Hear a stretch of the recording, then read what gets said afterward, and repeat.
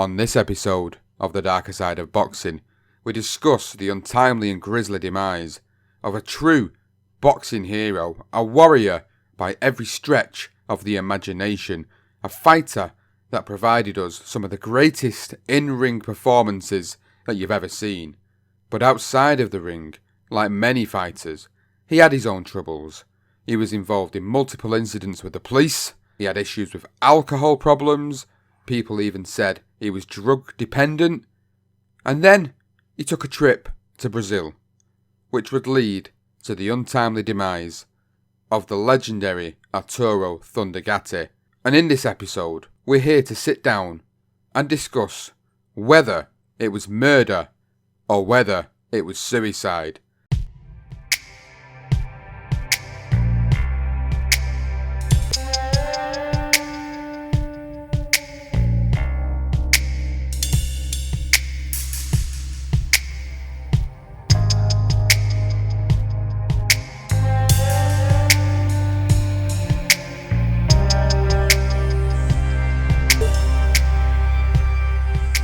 Another episode for the darker side of boxing, and another case which we've enjoyed in some ways sitting down to research for this episode, but in other ways it's been a harrowing tale and a difficult one to go through, just because we're both massive fans of the late Arturo Gatti. We absolutely loved his fights. We've done our legendary night on him and Mickey Ward.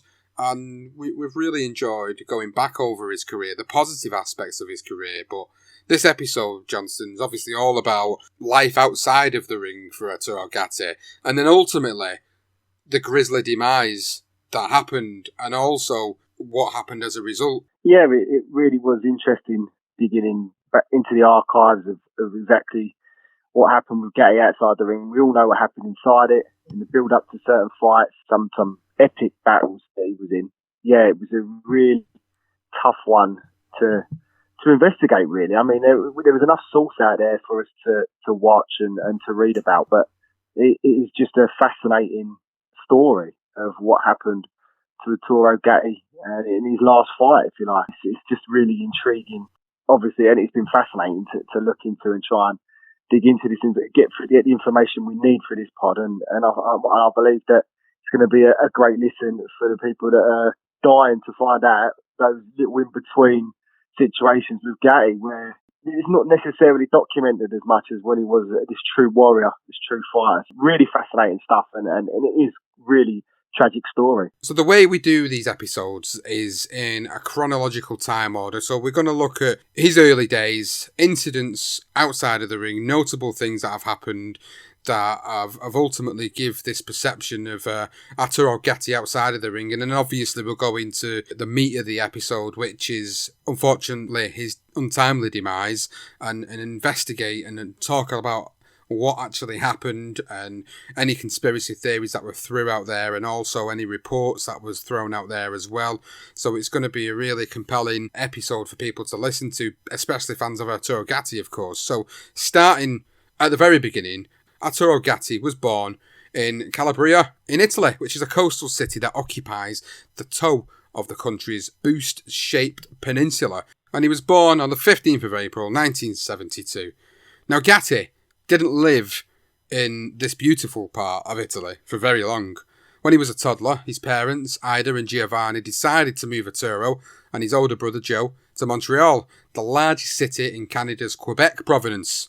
Now Giovanni and Ida Gatti had another son, Fabrizio Gatti, while starting their new life in Montreal. Giovanni was an electrician and a boxing enthusiast, which no doubt was what drew his two sons into a boxing gym as children. Now Arturo was 6 years old the first time he wandered into a gym behind his 11-year-old brother Joe, who would also become a professional boxer and a world title challenger. Gatti was 8 when he had his first amateur fight.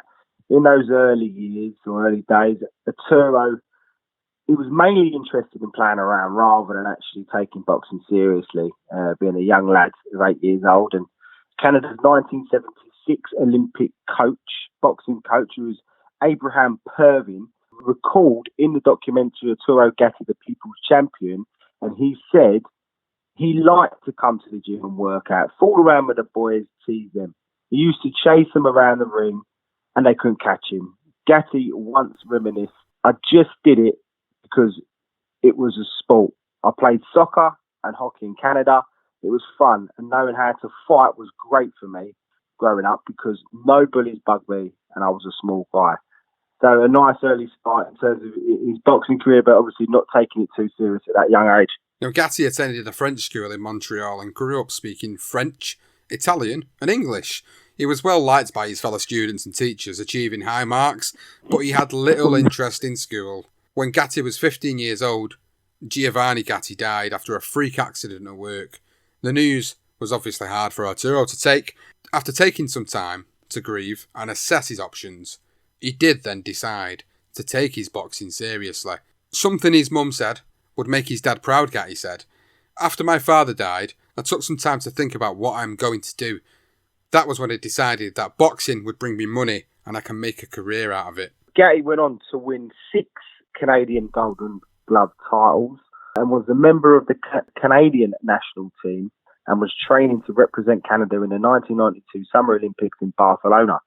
But in 1991, he lost in the national championships to 10-time Canadian champion. It was at that moment, age 19, that he decided to turn over and become professional instead of finishing his amateur career. And basically that was down to the fact that, as I say, this guy, 10-time Canadian champion, and he did say himself that he just he didn't suit the style where, you can hit a few times and move away, and it just didn't agree with Arturo. And obviously we know as a fighter what he became, and you can understand why he moved away from the amateur game as quickly as he did. He did finish his career with an 86 and 14 career in the amateur game. And Yvonne Mikel, coaching the Canadian team, also said, "You're making the biggest mistake of your life."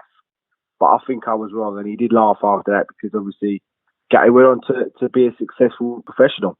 Now, after moving from Montreal to Jersey City, New Jersey in 1991, he made his professional debut against Jose Gonzalez on June the 10th, 1991, at the Meadowlands Exposition Centre in Secaucus, New Jersey. Speaking of his first opponent, Gatti said, "I looked across the ring and I saw him. I was like, oh man, I was scared to death. Here was a guy, fresh out of the can, with a ponytail and tattoos all over his body. I was a teenager and never saw anything like him before in my life." Gatti went on to end the fight in the third round with his trademark left hook and go on to become the darling of the blue-collar state fight fans of America's East Coast. Now, boxing photographer Tom Casino monitored Gatti's career from the beginning, describing him as the poster boy of courage and heart. And that is exactly what Gatti was about, and that is a spot-on comment from Tom Casino there. And just 4 years after turning pro, Gatti won his first world title. It was the RBF Super Featherweight title against Tracy Harris Patterson on December 15, 1995. And he won that by decision at Madison Square Garden, New York City, who he would beat again 2 years later. Now, following the victory, Gatti did sign a multi-fight deal with HBO to fight on broadcast. And Pat Lynch, who was his manager, was extremely excited with the possibility of having his fighter on such a legendary television network. And he did say HBO was the king of boxing. We thought if we get a contract with them, we'd made it. Gatti was back at the Garden in a candidate for the Fight of the Year by Ring Magazine, making his first defence against Wilson Rodrigues, who was much unfancied. Gatti eventually knocked him out in the 6th round after a really terrific battle. Now, 2 years on from that, Arturo actually had his driving licence suspended 3 times in 3 different states for driving while intoxicated, or otherwise known as in America a DUI. And he was actually banned from driving for 10 years before another incident in July of 1997. Only 5 days before, he would begin training for the fight against Gabriel Ruelas. Gatti was pulled over about 3 in the morning in Union City, New Jersey for speeding, running 2 red lights and then another 2 red lights while the police was in pursuit. The chase ended when a cabbie who was stopped at a red light kept Gatti from driving through, allowing another squad car to block the intersection. Now, when Gatti got out of his car, he stumbled onto the pavement, pissed out of his head, and once he was handcuffed, he became violent, threatening to kill the officer by shooting him and then knocking him out. So Gatti was charged with assaulting a police officer, resisting arrest, eluding police and making terroristic threats, driving while intoxicated, refusing to take a breathalyzer test, and several driving violations. A crazy incident there for Gatti. Obviously, he's struggling a little bit there. He's had a bit of a bad night there, I think. Wasn't disciplined enough. Obviously, Gabriel Rules was a great competitor. And yeah, interesting that this DWI come up just the start of what Gatti was like outside of the ring, mainly to do with his drinking and other stuff, which we'll go into. But going back to the boxing, and after making 2 further defences of the IBF World Super Featherweight title, Gatti was involved in the 1997 Fight of the Year by Ring Magazine, where he made his last defence at 130 pounds against veteran, the former super featherweight champion, Rules. So it wasn't great preparation, obviously, with that DWI, and this fight was at Caesars Hotel and Casino in Atlantic City. Once again, Gatti did land that trademark left hook and floored Rules, although he did make it to his feet. The referee did stop the fight in the end. So although he had obviously bad preparations with that situation, getting arrested and all those different charges against him, he did recover to win the fight. It's crazy that he actually went on to recover to win that fight after everything. So multiple charges in that particular incident there, and absolutely crazy. He was on one that night. He was clearly on one that night because he ended up getting his driving license suspended for 10 years, taken off him for 10 years as a result of that one crazy night, which was absolutely mental. So Gatti would find himself in trouble wherever he went. And people closest to him could see that he was losing control outside of the ring in the same way he would lose it in the ring. Lou DiBella, who was the former HBO executive and now the CEO of DiBella Entertainment, described Gatti in 1999 to the New York Times, and he said, "His lifestyle is fairly wild outside the ring. If he wasn't prize fighting, he'd be in trouble, because he'd be fighting anyway, because Arturo is reckless. He is into having a good time, but sometimes he doesn't think. And I don't think Arturo will hurt anyone but himself. He just has a sixth sense for beef." Yeah, really interesting statement already from DiBella, considering what we will go on to say later. Definitely something that was quite fascinating, saying that in 1999.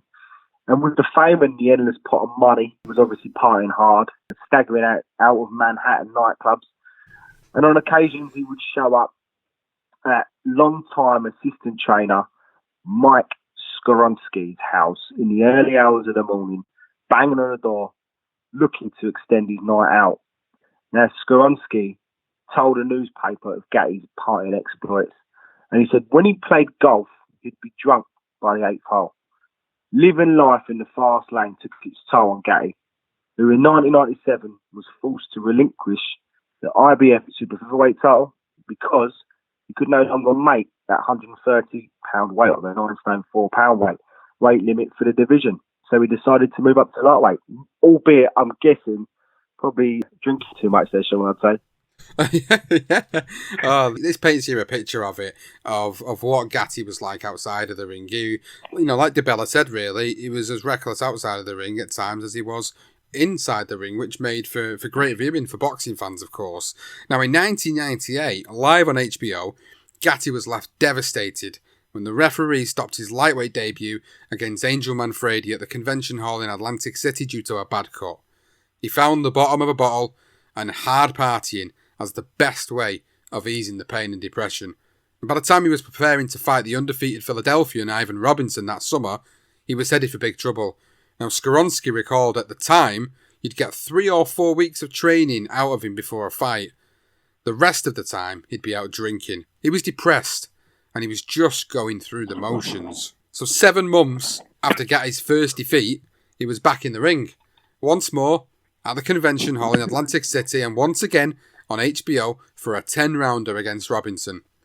Now, Pat Lynch was against the idea of fighting the 1992 US Olympian, but Kathy Duva thought different, thinking Robinson would be a tough fight, but that he was not on the same level as Gatti. Gatti went on to lose by decision, and 6 months later, he went on to lose the rematch.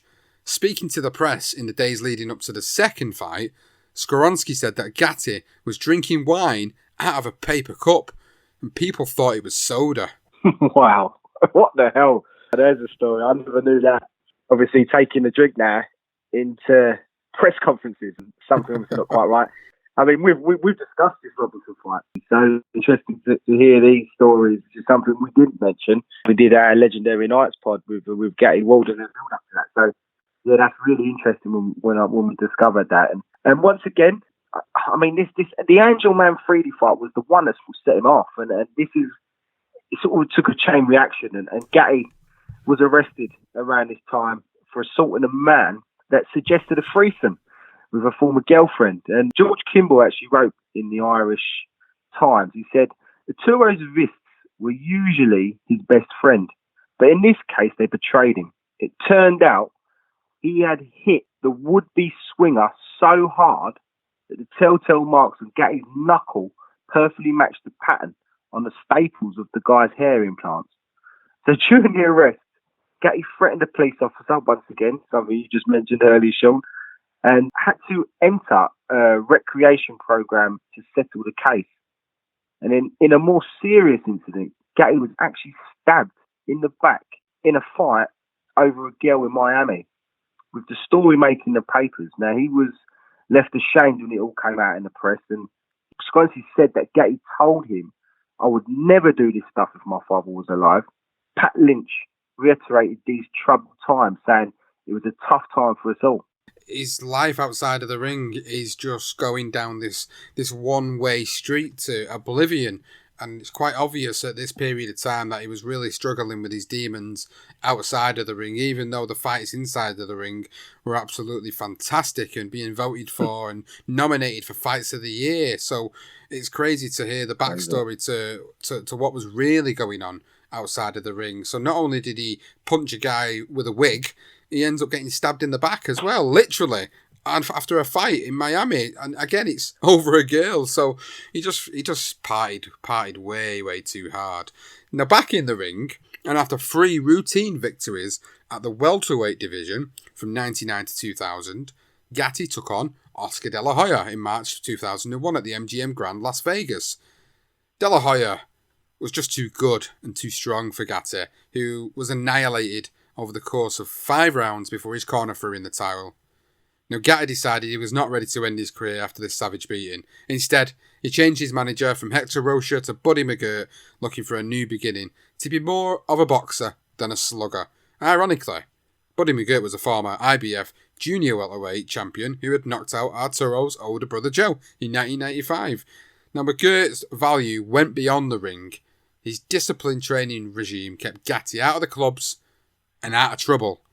So from May 18th, 2002 to June the 7th, 2003, Arturo Gatti and Irish Mickey Ward embarked in one of the greatest trilogies in professional boxing, and it's one that we've covered for our Legendary Nights quite recently. So if you go and check out our Legendary Nights podcast at Legend Night Pod on Twitter, you'll be able to go and listen to the tale of Arturo Gatti and Mickey Ward.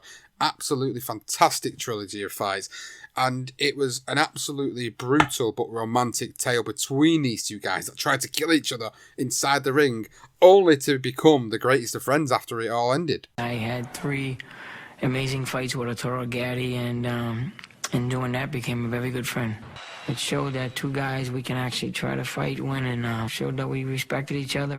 And he opens up the curtain and says, we got someone here that wants to say hi to you. The next bet over is Arturo. He's laying there. He was getting stitched also, I believe. Right, and he put me there. First thing out of his mouth, he says, Mickey, you okay? And that showed me what a kid, what a guy. Yeah, it really is a tremendous tale and 3 great fights. And yeah, absolutely. You know, if you didn't like your boxing, I know this isn't, it's more crime side of things, this one.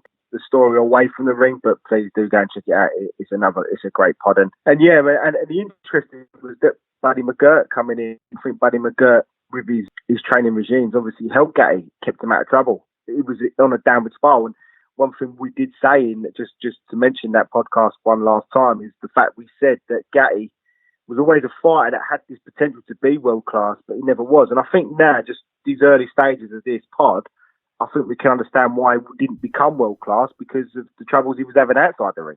Well, that's it, isn't it? Obviously, it's quite evident already, and we're only part way through the episode, that the troubles were haunting him outside of the ring. They really, really were haunting him outside of the ring.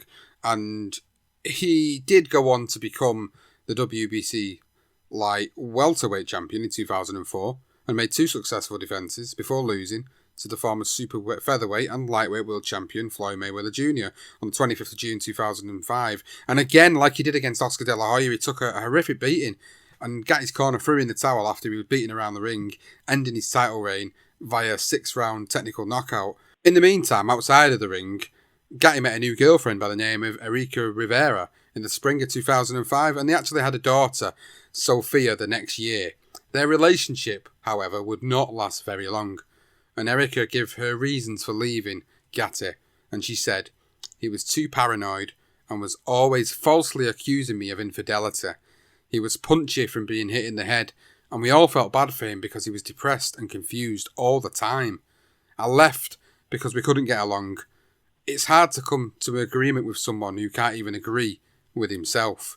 Now, not long after Gatti and Erika separated, he then goes on to meet 21-year-old student by the name of Amanda Rodrigues while dog walking. That was what Gatti told everyone, but the real story that many people hold to account is that they actually met at a strip club in New Jersey where she worked as an exotic dancer, with former employees actually verifying that story. Now, Amanda denies ever working there and even went as far as to take legal action, but a photo of her in the club wearing a bikini has continually fueled the speculation that she did work as an exotic dancer in that particular club, and that is where Arturo Gatti met Amanda Rodrigues. I think it's pretty apparent. I wouldn't say she can say what she wants. I think you can deny it. I believe she wasn't on the employer's records, but employees say she definitely went. At the end of the day, I believe that. I don't think there's really much you can say about that. I think she definitely was an exotic dancer. So on July 14, 2007, now Gatti had his last fight, and his fight came against Alfonso Gomez. With Mickey Ward, obviously, that trilogy we spoke about, Mickey Ward had ended up in his corner. He was his trainer, and he fought against Gomez with Mickey Ward in his corner, and it didn't work out well. Basically, he was stopped in the 7th round.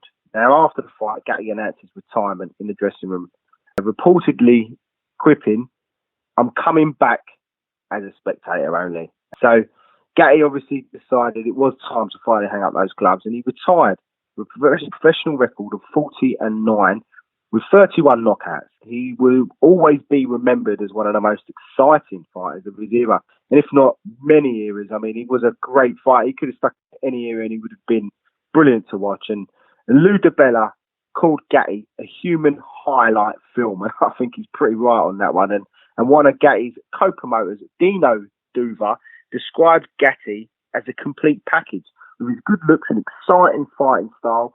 When you put all that together, you have something truly special, said Dino. Now, 1 month after retiring from the ring, Arturo married Amanda at the Grand Canyon, and days after they visited a New Jersey lawyer to tear up a copy of their prenuptial agreement, an agreement that left Amanda with nothing if they ever got divorced. However, Gatti made sure that the prenup remained valid, and he actually even contacted his lawyer the year he died to send over a copy when their relationship hit the rocks. Now, in 2008, they had a son, Arturo Jr. During retirement, Arturo began to purchase property with the millions of dollars he had earned as a professional boxer. And in April 2009, things started to take a little bit of a turn for the worse, because he was arrested and charged for assaulting his wife, Amanda Rodrigues. The following month, he missed a court date, which led to another arrest at a Montreal strip club where he was reportedly celebrating his birthday. Now, after spending a few nights behind bars, he was released on a $2,000 bail and a promise not to consume drugs or alcohol, and ordered to stay 200 yards away from Amanda. I'd say his relationship with Amanda's pretty much fallen by the waistline, but they were a bit on and off still. Obviously, he had the son, and I think that was his problem, that he didn't want to lose contact with his son. Now, during the summer of 2009, Arturo Gatti travelled to northeast Brazil to see if he could rekindle his marriage with Amanda, and they went on a second honeymoon. They called it as sorts. They'd been staying at the Porto de Galena, a seaside resort in Pernambuco near Recife, with their 1-year-old son Gatti Jr. So on a second honeymoon with their 1-year-old son on tow. Now, during the evening of July 10, the couple got into a domestic spat outside a pizzeria following a meal out earlier in the evening, where Gatti actually consumed. Again, I'm not sure if this is Amanda saying this or if maybe people within the restaurant that mentioned it, but he consumed apparently 7 cans of beer and 2 bottles of wine.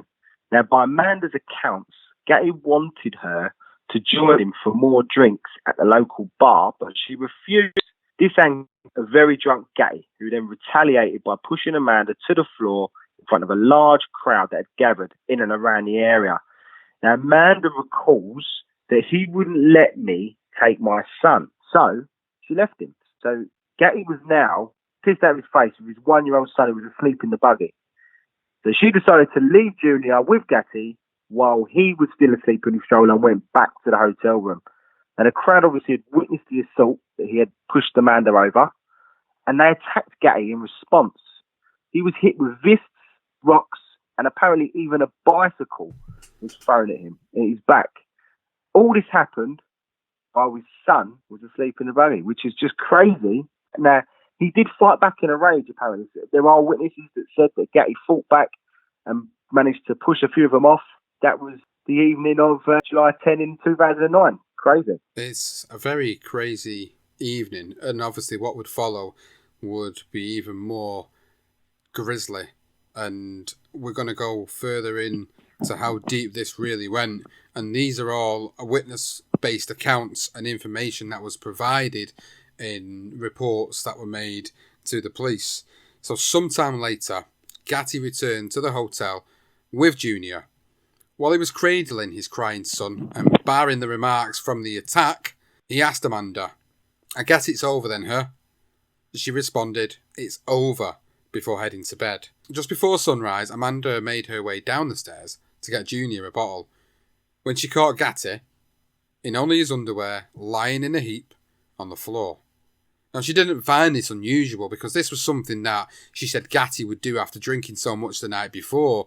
She was obviously still visibly and clearly upset with him and still in that frame of mind where the marriage was over because of what had happened the previous night. Surely most, reasonable people would say, that's it. But seeing him there on the floor, you would have thought that it's quite possible she would have just put a blanket on him, or she would have just checked he was okay. Now, around 9 in the morning, Amanda made her way back down the stairs to say her goodbyes. Now, this time she went over to Gatti and actually shook him, and he was cold, face down, a circle of blood around his head, and a knife nearby. And Amanda recalls, "Arturo, I forgive you. Please wake up. Please wake up, Arturo." She began to scream, "My husband's dead. My husband's dead. Please, somebody help me." Wow. I mean, straight away, the one thing you see in the documentaries, they say, why, you see him walk, why didn't you go over to him? But when she first see him, and yet she didn't, she sort of could see him in the corner of his eye because she was still pissed off with him. Yeah, I think maybe just check. He's there in his underwear. I don't know. I don't quite see that. Don't fit right with me. But then she did come back down, and then obviously, as you say, she obviously finds him dead. So, yeah, really quite chilling straight away. So obviously, loads of question marks now. And once the authorities arrived, Gatti was pronounced dead on Saturday, July 11, 2009. He was only 37 years old. Amanda was removed from the crime scene before being questioned. Arturo Thunder Gatti was found dead today in an apartment in Brazil. Gatti was on a second honeymoon with his wife and 10-month-old baby. He was discovered with blood stains on his neck and the back of his head. Few details are being released, but foul play is suspected.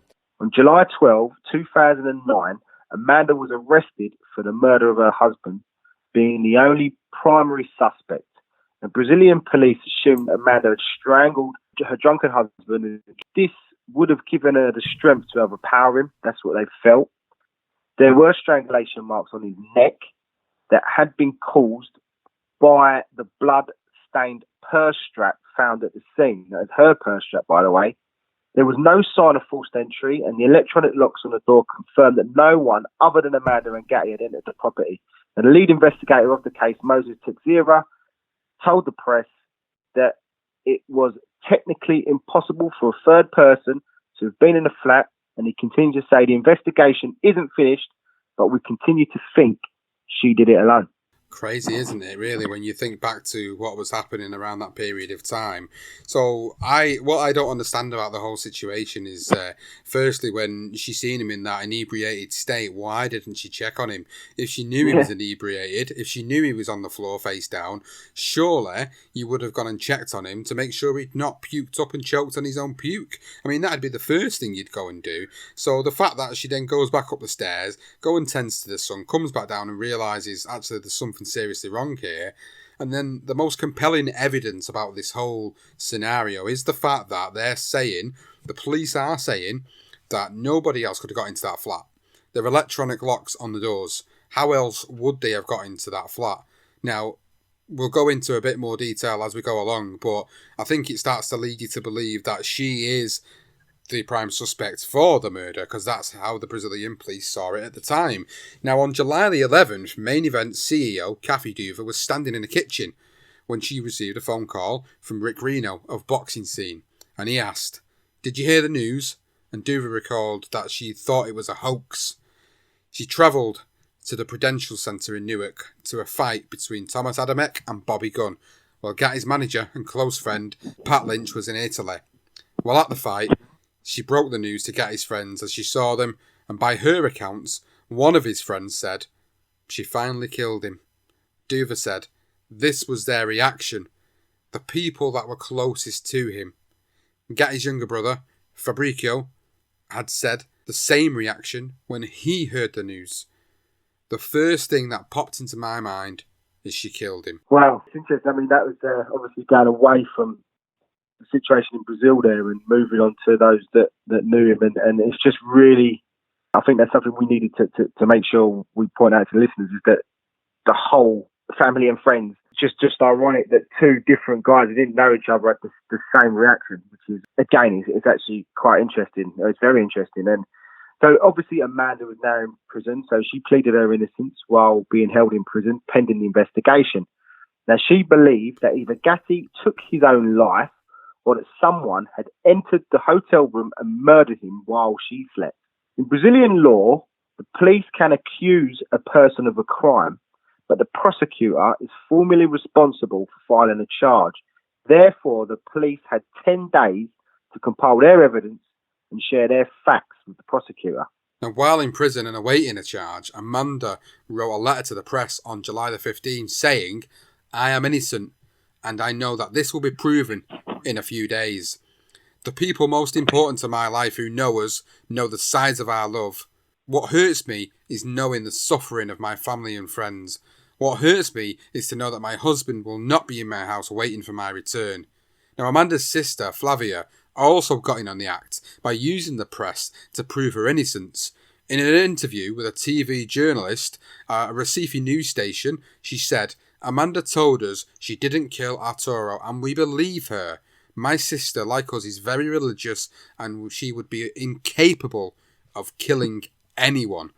And Flavia then spoke with a Brazilian newspaper, Folha de Sao Paulo, arguing that her sister could not have strangled Gatti due to her size. Amanda's lawyer, Celio Avinlio, repeated the same dispute. "She is fragile, young, and skinny. How could she kill a boxing champion?" Oh, I mean, my initial thoughts are that if he's intoxicated and completely out cold, I'm sure you probably could. I don't think there's any question in my mind. If you're that out of your face, anything could happen to you. Anyone, a young child could do that to you. In a surprising turn of events, police in Brazil have now ruled boxer Arturo Gatti's death earlier this month was a suicide. His wife, Amanda Rodrigues, who had been accused of strangling the former champion, was released from jail. The judge who ordered her release said Gatti committed suicide by hanging. The couple was on a second honeymoon in Brazil when they got into a violent argument in public. Rodrigues says her husband was drunk and says maybe he thought she would leave him. A day later, police discovered the 37-year-old Gatti dead. At first, authorities said Rodrigues had strangled him with her purse strap as he drunkenly slept. But a coroner's report said Gatti may have killed himself since police found him suspended and hanged. So on July 30th, almost this is the 10 days, or just after the 10 days, the Brazilian police ruled Gatti's death a suicide, with police official Paulo Alvarez telling a newspaper that Gatti used Amanda's purse strap to hang himself from a hotel room staircase. A police spokesman, Melina Sarivia, said the case has been resolved. While the evidence at the scene first led us to think Gatti was murdered, the autopsy results and a detailed crime scene analysis simply pointed to a different outcome. Now, the autopsy was also by no means conclusive. Another topic of debate, which is something that I suppose on Amanda's side I thought up, is that the British Medical Journal, now this is loss apparently can precipitate suicide. They call it the widowhood effect or something, some crazy thing. I didn't go too much into it, but it's a strong association with or between a spousal bereavement and death. So it was just a way of saying that this widowhood effect is a reason for him to have wanted to take his own life because he's going to lose his wife. That's basically what we'll go into that in a little while, but that was their side of it as well, Amanda's side of it. She's going to leave him, half the reason why he decided to commit suicide. So Gatti was buried by his family in Montreal. But a few hours before, the Brazilian police announced that they had changed Gatti's cause of death from homicide to a suicide and released Amanda from prison. He was celebrated at a mass at St. John's, the Baptist Church in Jersey City, with 600 people present. Actor Mickey Rourke, fighters Mickey Ward, Tracy Patterson and Chuck Wepner and Chuck Zito, the former president of the UNOC chapter of the Hells Angels. Zito actually had accompanied Gatti on a couple of his ring walks in the past. All of them were among the huge crowd that gathered to bid farewell to a true warrior.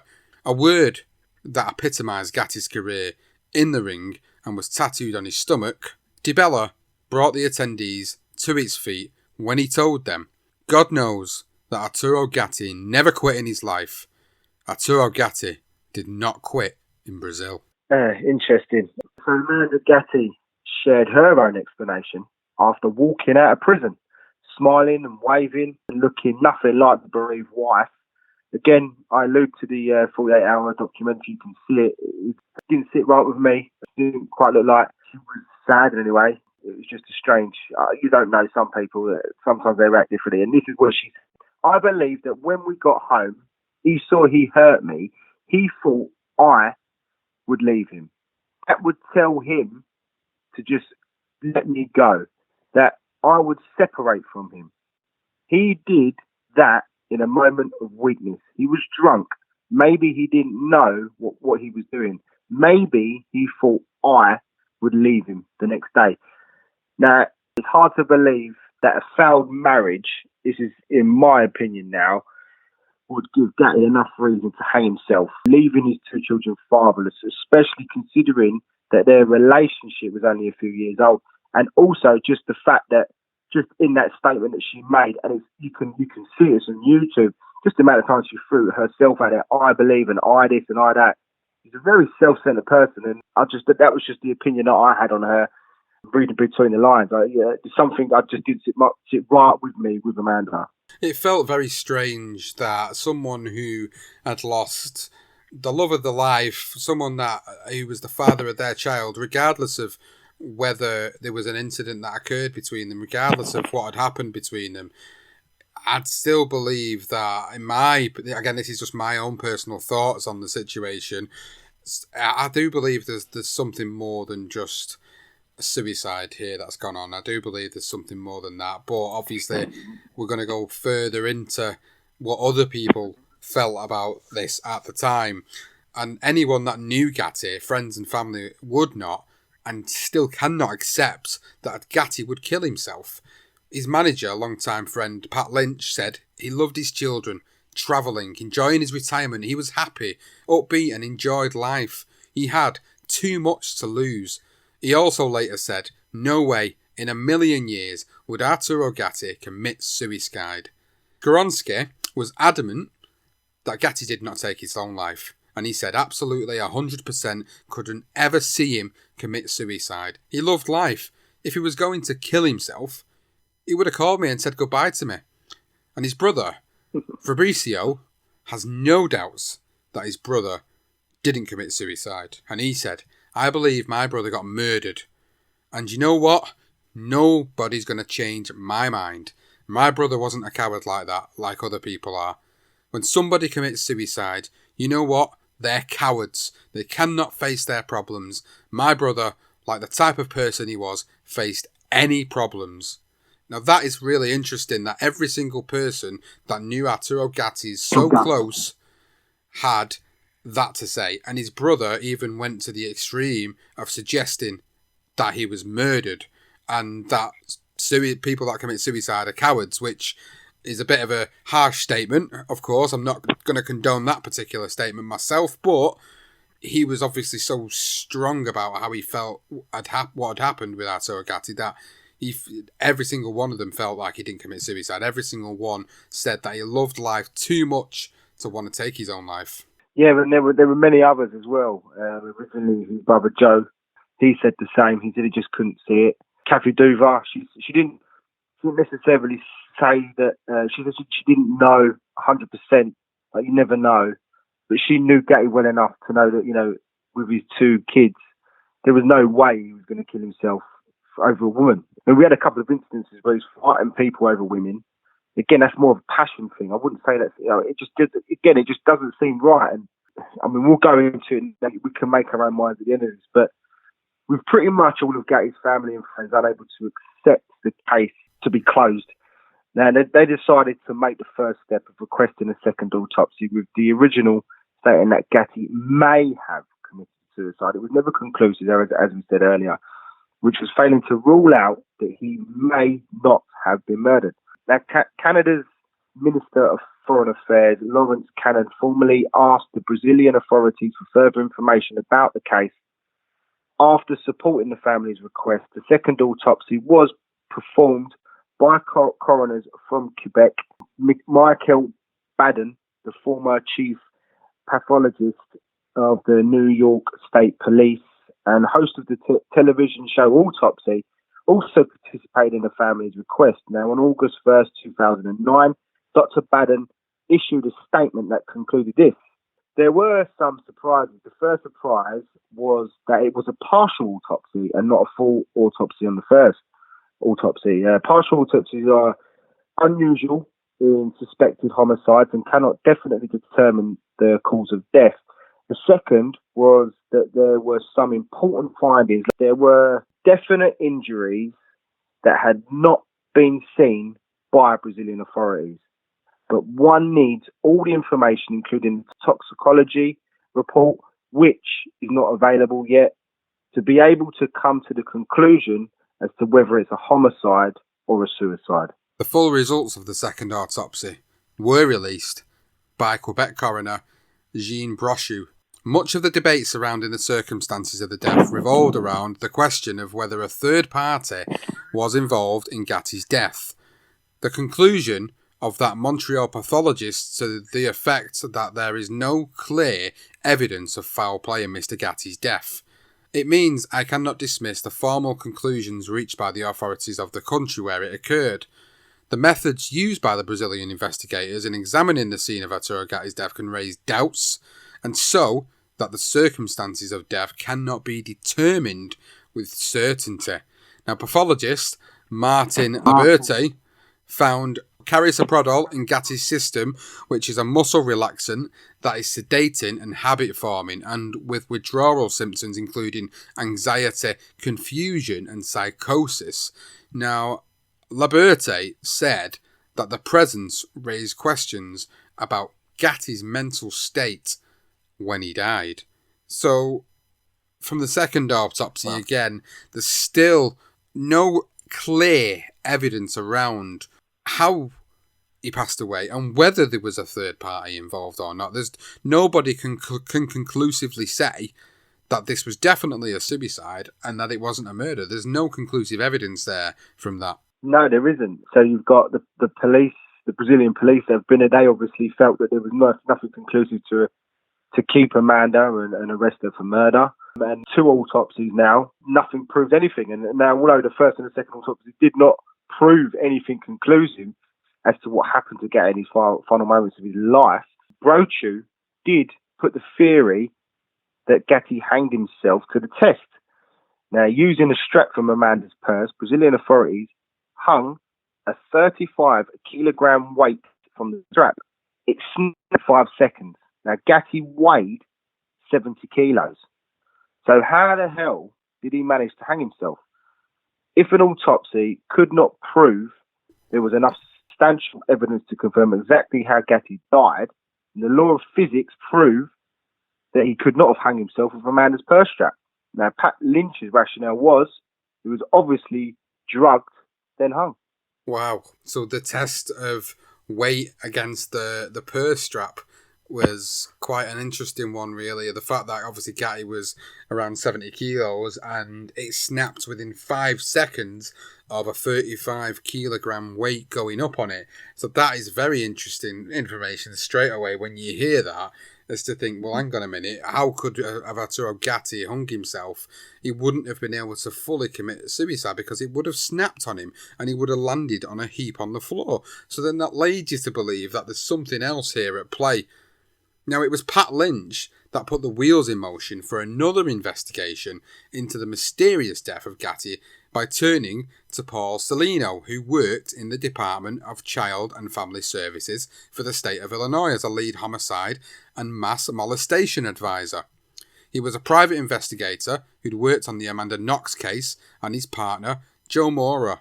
Lynch was thrilled with their work, saying, "Two of the biggest names in forensic pathology, an expert in forensic animation, an expert in human movements, a retired FBI agent, a doctor who was an injury and causation medical doctor, and an expert in injuries, and a criminal profile and criminal scene expert."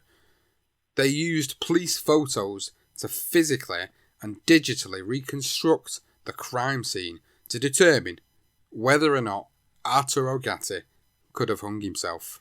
Yeah, and that 48 hours documentary, it's actually really, they actually show you how they do it. It's really fascinating how they digitally reconstructed the crime scene. You know, when you watch them talking, it's really interesting because it does look like they're there.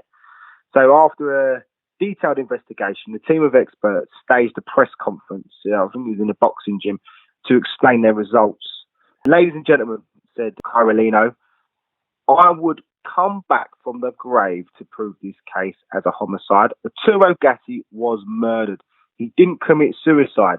He was murdered, plain and simple. Now, the Brazilian autopsy concluded that Gatti had hung himself from a staircase, as we mentioned, and hung there for hours. We just mentioned the weight issue, so there's something not quite right there. And they're saying he hung there for hours before it snapped, dropping Gatti to the floor under the stairs. Using a program of the digitally reconstruction of the crime scene, the investigators dropped a dummy the same size as Gatti from where he hung. According to Celino, 1,000 tries later, the dummy had yet to land under the stairs. Now, Alfred Bowles, the expert in human movement, said Gatti could not have landed under the stairs if he hung himself. He had to have been strangled by someone else, or his body would have to be moved, or both.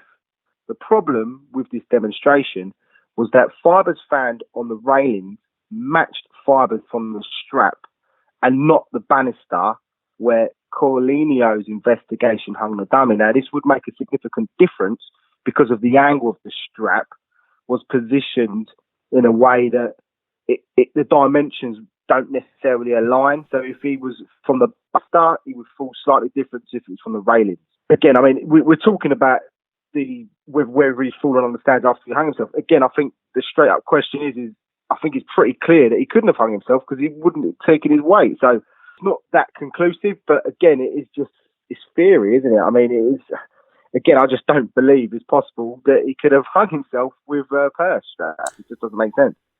The purse strap was obviously the other point of interest. If he used the purse strap to hang himself, why was it a few feet away and not around his neck at the crime scene. To counter that argument, it could be down to the fact that the police removed it before taking the picture of the crime scene, which would be negligence by the Brazilian police, but plausible. Then, there is the question about the head wound. Now, Cialino's opinion was that he suffered that injury while being knocked unconscious to make it easier to strangle him.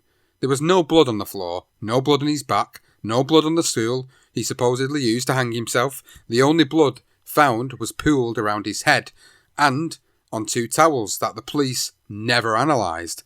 And to counter this argument, he could have received those injuries while he was attacked before heading back to the hotel room. We refer back to the story earlier in the restaurant where he was being attacked by onlookers to the incident that he had with Amanda Rodrigues. The taxi driver that picked up Gatti and Junior did say that he was bleeding heavily from his head. And he said, "I looked in the back seat and I saw there was blood on the back seat. It was a lot. The whole headrest was stained with blood." Now, Cialino concluded that someone strangled Gatti and struck him on the head, but no one entered the room, so the only other person left that could have done it was his wife. And he said, "It's got to be Amanda." Now, once the investigation was made public, Pernambuco's state prosecutor's office told the press that murder charges could be brought against Amanda in light of what this new evidence has revealed, though there is also a chance that the suicide verdict would be upheld. Yeah, that was, I mean, we're going on, as you say, a timeline here, and in terms of the actual crime itself, that is pretty much where it ends. I mean, I couldn't find any more. Again, if anyone does have any evidence, or they would have shed some light with me and Sean, but we couldn't find anything. So it seems that is how the case has ended at the minute. What's your original thoughts? I mean, this is just, it baffles my head because everything gets countered with a reasonable argument, especially with a taxi driver with a head. I don't know. I mean, I think for me, just the purse strap just snapping, just a sort of, that's what throws me every single time. There's too much inconclusive evidence. There's evidence for both sides as to whether this could have been a suicide or to whether this could have been a potential murder.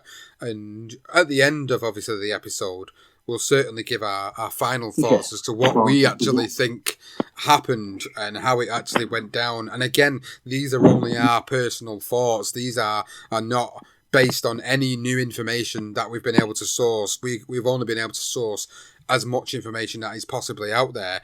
So moving on from this particular point, and in an interesting twist, Gatti actually had his will rewritten very close to his mysterious death, leaving all his assets to Amanda, which of course gives a motive for murder. Now, Montreal lawyer Bruce Moydale was responsible for drafting the final version of Gatti's will, and he testified in a civil trial saying that he remembers his meeting, and it was a normal, typical meeting for a young couple about to fly off and leave a baby behind with family. That was until Amanda became agitated because she felt that Gatti would eventually be unfaithful, so in an attempt to convince her, he requested that Moydale draft an agreement that stated if Gatti ever cheated on Amanda, he would have to give her $1 million. An agreement that Moydale admitted he had never encountered before in nearly 50 years in the job.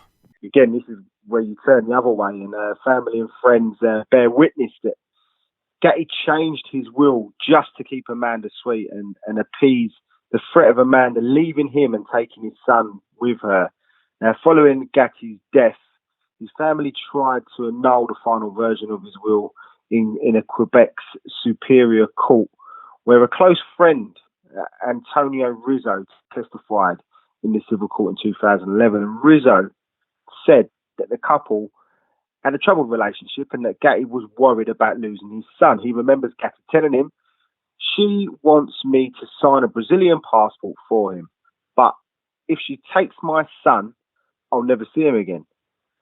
He then went on to record an incident witnessed at their apartment in Quebec, saying Amanda hit Gatti over the head with a broom, smashed crystals all around him and told him to clean up the mess, and calling him, this is his words, that she said to him, "A loser, and the only thing you're good at is bleeding. Your mother's a whore and your sisters are prostitutes."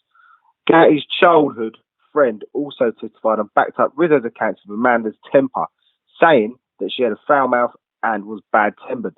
Now, remembering an incident where she actually gave Gatti a black eye, and there is a police report that confirms his story.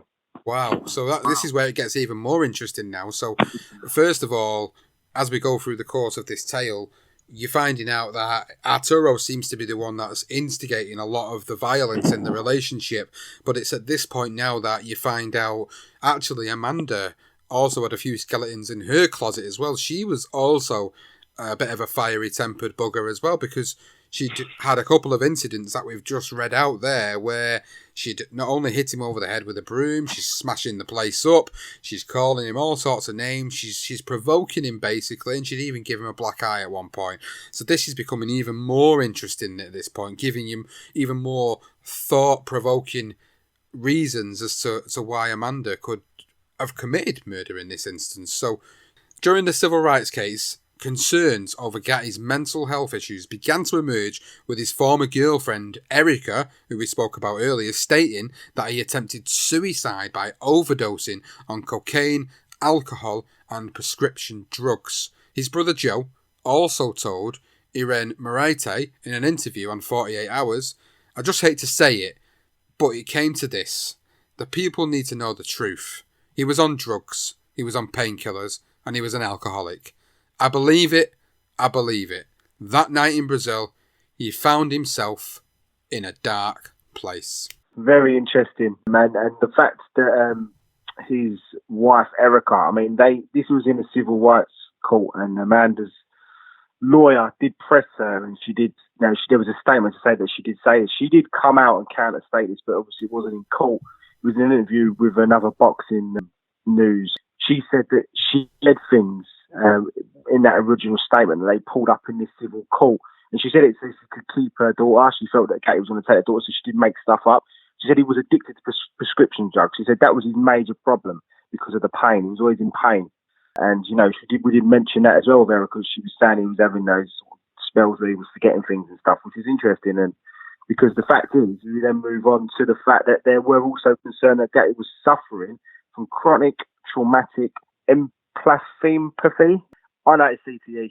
That's what it is. It's a condition where the person's brain degenerates because of the brain injury from constant blows to the head. CTE is best known by its symptoms, which include depression, impulsive behaviour, emotional instability, substance abuse, and suicidal behaviour.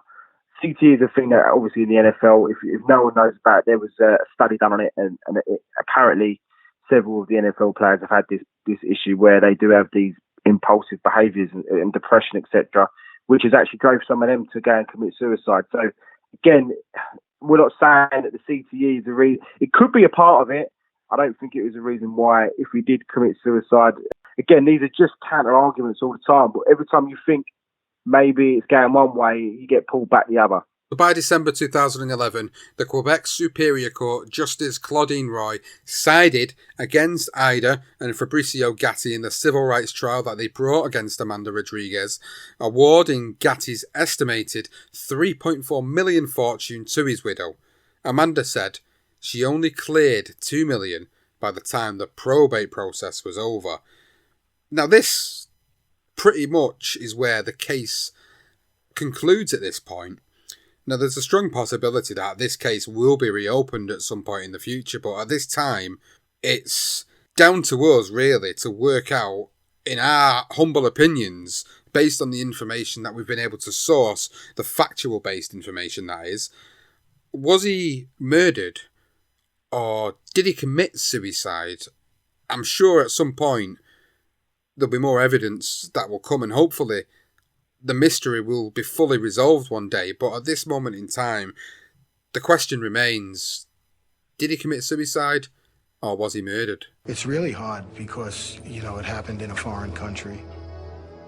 It's, there's really not much cooperation down there. They did what they felt was their investigation, and it's kind of closed on their end. And there's so many conflicting stories. No one really knows the truth of what happened. But, I believe in my heart no one knew him better than me in his adult life. I can guarantee you that Arturo Gatti didn't take his life that night in Brazil. He was killed. He was murdered. I never believe it, that he did that. took his own life. Never. He had a son that he loved to death. He had a daughter, Sophia.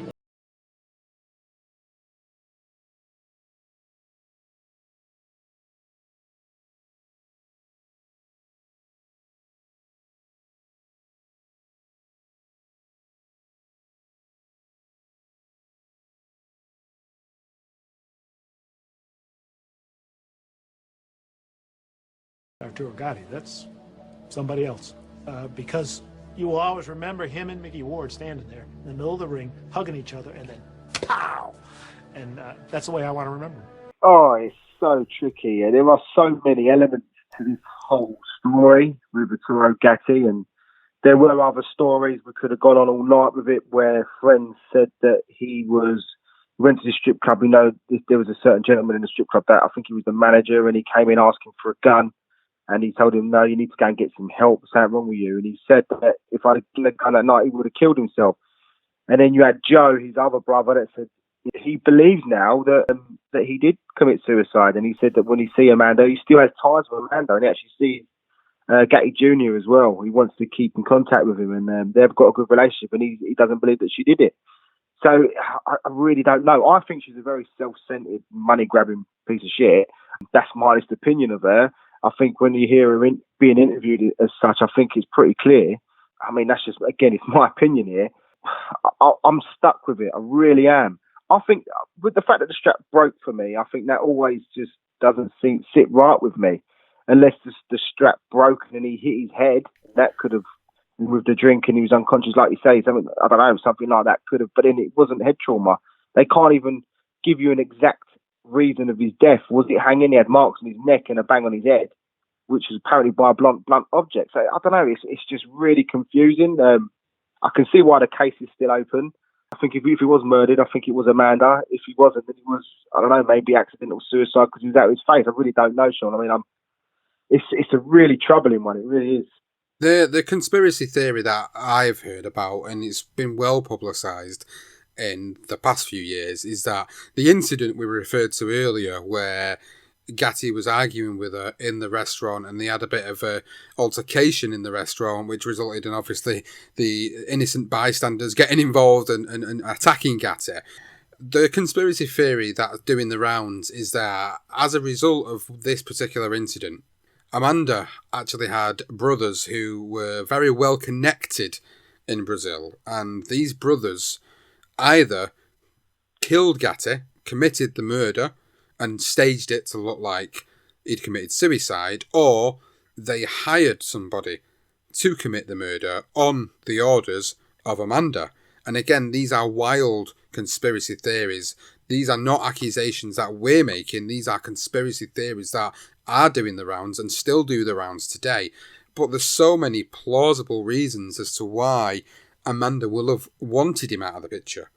There's so many reasons. But then there's also many reasons as to why, if Arturo did take his own life, the other surrounding factors are also there to kind of back that up in some senses as well. So it is a very, very difficult situation and a very difficult one to determine whether or not he committed suicide or he was murdered. If I'm speaking personally on the situation, I'd like to think he didn't commit suicide, because you don't get the impression throughout his journey, throughout his story, that he was the type of person to do that. Based on accounts from his friends, based on accounts from his manager, Pat Lynch, Mickey Ward, many, many people that have come out since he passed away and have blatantly said he would never have done that. They genuinely believed he would never have done that, or alternatively, they refused to believe that he would have done that. So it is a very interesting scenario with what's happened with his passing. But are we ever going to get a conclusion to this? I honestly don't know. I'd like to think that we will get a conclusion one day. But for me at the moment, my mind leans towards the fact that I think he was murdered. I'm with you because of the fact that the financial element of things, the way that his will was drawn up and how everything went to her. It was moments before he died. And it was also, I mean, there was so much other evidence that we could have shredded light on. And you know, one of his friends in particular had a voicemail message, and it was from, kept it for years, and it was the moment when I think they tried to rekindle their relationship originally, and he was like, no, this ain't working, and that was it. But then afterwards, he knew he had to go to Brazil. He had to go to Brazil because he wanted to make sure that he kept his relationship with his son. I think he was in a difficult situation, and I think he did go out there isolated. Someone should have probably gone with him, 100%. And I did hear that story as well with the brothers. I mean, that was the original story that I had drawn up in my head.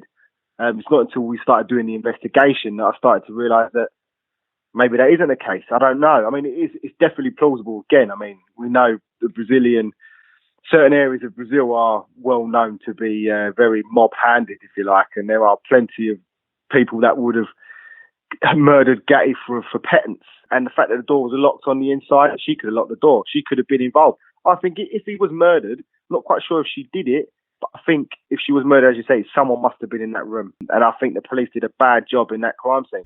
So if it had been in another country, I think we may have got a different result. Yeah, it really is just really unsettling and just an awful way for Gatti to die. He was a warrior and well known to be a warrior, a solid warrior in the ring. And I think outside of it as well, I don't think he was the type of guy that would, I think he'd go out on his shield. He wouldn't want to just commit suicide. I think if anything, he would get into an altercation and get hurt. I'm with you. I'm siding with the fact that I think it was more murder than suicide. I am. But there are still elements to it where I'm not quite 100% sure. And I'll always go back to the fact that the autopsies never really conclusively gave us the evidence to determine whether it was murder or whether it was suicide. Very conflicting reports about that, and that's what leads me to believe that there's something more at play here. There's something that has yet to be found out about this case, and I do believe that one day it will emerge, and maybe this will be something we can go and revisit years down the line if any more factual based evidence does emerge. But for now, as it stands, they ruled his death as a suicide, whilst we do genuinely believe here that this was a murder that took place, and we've given our reasons as to why we think it took place. And I'd be very interested to hear the thoughts of the listeners. So if you've heard all the episode now and you've had your theories in your own mind of what's actually happened, we would love to hear them. Give us a tweet at darker_side_pod and let us know what your thoughts are on this. 140 characters is all you get on Twitter, so of course if you need to do it in a series of tweets, get it on there and let us know. But we would really like to know what other people's thoughts are on this. Again, I must reiterate that this is our personal opinion of what we believe's happened. We haven't got all the factual based evidence, and there isn't the factual based evidence out there to confirm that this was a murder. As it stands, it's been ruled a suicide. The family of Gatti and friends of Gatti have not let it lie. So it will be very interesting one day to see whether this case does get fully resolved and whether we can truly find out whether Arturo Gatti committed suicide or whether he was murdered. Yeah, it was fascinating, really fascinating, considering the other darker sides we've done where they've been pretty open and shut cases, where this one has left us guessing. Yeah, it is a tragic story of Arturo Gatti, and one that we'll be both looking forward to hearing more evidence to it. And I think if anything might come to light, it's the family and the friends pursuing it. And also if another murder comes up in a similar way, sometimes that tends to happen, is when you hear of a murder that sort of happened kind of similar and a better job's done by the police, and then they're able to reopen the case and look at it in a different way, or maybe other or forensic evidence. Maybe they have some sort of evidence there that they've not sort of checked yet, and it could come through that there's a reason, a more clear reason as to what happened to Gatti that night. A dreadful end to Gatti's career and life, and it's just really sad ending. If you've enjoyed listening to the story of Arturo Gatti and his grisly demise in Brazil, then of course, please go and let us know on Twitter at darker_side_pod, and go on Apple Podcasts and leave us a rating and leave us a review. A big shout out to the two guys that have been on there this past week and left us a review on our first episode, The Mysterious Life and Death of Charles Sonny Liston. That was Hamed Zaman was one of them who left us an absolute fantastic review. We really, really appreciate it. And all the way from Australia, we had Diggers X, who also give us a rating on there. So thank you so much to you guys for doing that, and to all the other guys that have rated and reviewed the podcast so far. We truly appreciate all your support, and we hope that you've enjoyed this episode of The Darker Side of Boxing.